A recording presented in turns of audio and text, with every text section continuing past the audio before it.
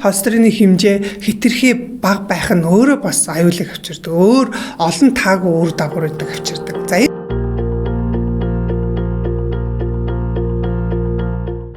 За сайн байна уу? Дараагийнхаа нэг ээлжид зөвлөгөө бичлэгээр та бүхэнтэйгээ уулзч байна. Зарим хүмүүс бол одоо жишээ нь биохимийн шинжилгээ өг тосны солилцоо хэр явж гин гэдэг үзүүлэлтээ харж байгаа. Эсвэл эмч нарын өгсөн зөвлөмжийн дагуу өг тосныхаа хэрэглээг маш их таньдаг, хязгаарладаг.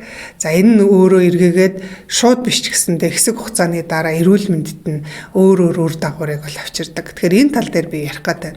Холестериныг бид нэр зөвхөн хоол хүнснээс авахгүй байгаа шүү дээ. Ер нь бол ихэнх нь бол бидний бие өөрөө үйлдвэрлэж байгаа. Тэр дотроо бидний илэг бол тэр холестериныг бол үйлдвэрлэж байгаа. Холестерины хэмжээ хэтэрхий бага байх нь өөрөө бас аюулыг авчирдаг. Өөр олон таагүй үр дагавруудыг авчирдаг. За энэ бүхнээс би гол нь дурдах гэдэг. За нэгдүгээрт нь болохоор хэрвээ та холестериныхаа хэмжээ, өг тосныхаа хэмжээг огцон багасгачих юм бол таны биед шинэ эс үүсэх энэ явц бол доголдолно. Ягаад тэгэхээр таны биед одоо жишээ нь олон тэрбум ус, хэдэн их найд эс байгаа шүү дээ. Тэгэхээр тэр эс болгонд холестерин оролцдог. Таны эсийн бүрэлдэхүүн заавал холестерин байдаг.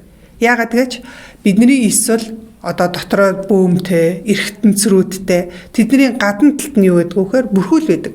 Тэр бүрхүүл нь өөрөө холестеринын бүрхүүл, липид төстэй, липидын бүрхүүл байгаа. Тэгэхээр тэр холестерин хэрвээ байхгүй бол таны эс үүсч чадахгүй.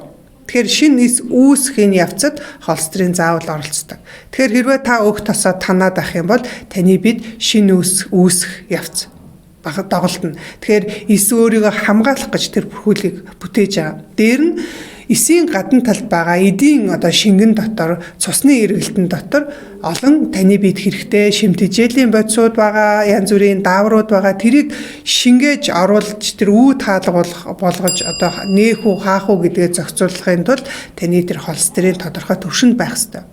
Тэгэхээр хэрвээ та өг тосныхаа хэрэглээг огцон бууруулад тодорхой хугацаагаар ингээ удаан яваад ах юм бол таны биед шинэ эс үүсэх энэ процесс доголдно. Яагаад тэгэхээр таны биеийн эс үүсэх процесс холестерин чухал үүрэгтэй шүү.